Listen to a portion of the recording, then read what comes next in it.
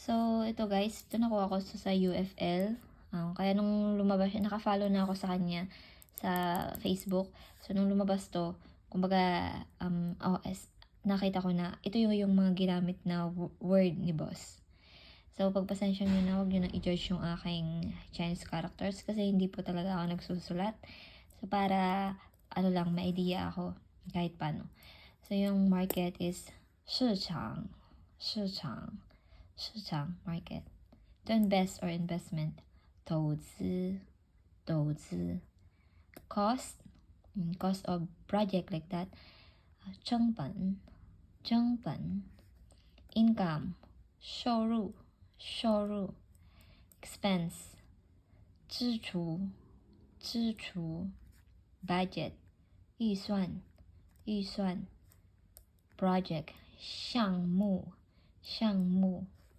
management, 管理 plan, 计划 decision, 确定 So, that's all guys. So, ito, papaulit-ulitin ko to, dadaanan ko to lagi, every night. And also, I will also search pa yung mga business terms. Doon ko kasi, pag nag-search kasi ako sa online, so malalaman ko, or marirewind, or parang magiging familiarize yung mga ginagamit na wordings ng aking boss. So, that's all guys. Thank you and keep fighting and keep learning. Bye!